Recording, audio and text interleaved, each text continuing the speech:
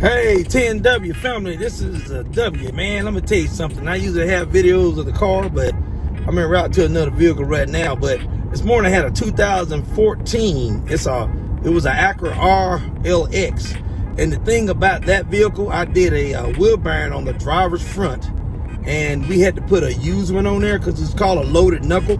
Nowadays, people go to these part stores and buy these components. They buy the wheel bearing separate from, the hub, and they get it pressed in.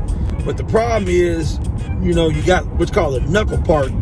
And if you take new bearings and hubs and put in that knuckle, and that part is rusted and old, you can ruin the new bearing. And these bearings they making nowadays, especially if you're buying it in these part stores, they're not made. They're made from China. You know what I'm saying? So they're real cheaply made. And if you press it in your old knuckle and not buy a new loaded knuckle with everything together, you're really defeating the purpose of getting the job done, because you're gonna take it somewhere, take it apart, take it to a shop, they're gonna press it or whatever.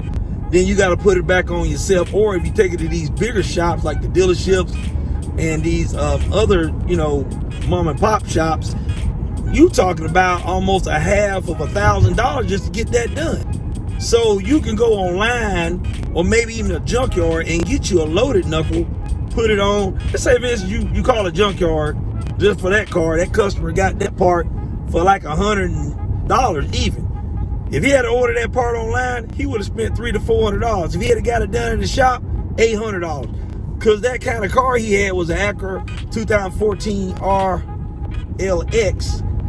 It's like one of those luxury sport sedan vehicles. And that's high dollar car. I mean, that car brand new, you looking at almost $60,000. So you can imagine the repair costs. You say Acura, they think you got money. He wound up going, getting the part. I put it on for him this morning, just less than an hour ago. He's happy now. But the problem was when he was turning, it was making a little squeaking noise, and he couldn't figure out what it was. He took it to a couple places and they drove the car. Oh, we don't hear nothing wrong. I rode in the back seat of the car. He thought it was coming from the back of the car. It was coming from the front of the car. And when he was turning to the driver's left, it was making a noise, and I picked it up right away. He said, well, they never mentioned anything about a wheel bearing. I said, well, the car got over 100-some thousand miles, even though the car's a 14. For some people, that's kind of still a new car. The car ain't even 10 years old yet. But anyway, he got like 136,000 miles, and I told him that the Honda Acura products, especially a lot of Japanese front-wheel drive vehicles, when they get 5 to 8 years old or over 100,000 miles, sometimes those wheel bearings can go bad on the front or the back. But in this case, it was on the front when you turn it. So we went ahead and identified that issue. He went and got the part. We put new pads and rotors on it, and he's back up the snuff again. He's running good. He's happy.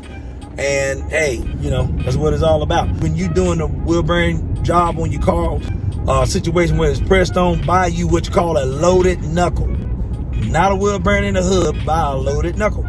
But hey guys, appreciate y'all. I'll get y'all some more content soon. Bear with me, it's coming today. I always tell you, I work every day for the TNW family channel, and for you subscribers out there, and for you likes people out there, and for you comment people out there, and so forth. You know what the old slogan is. You keep it rolling. You know what time it is. Until next time, we'll see you soon.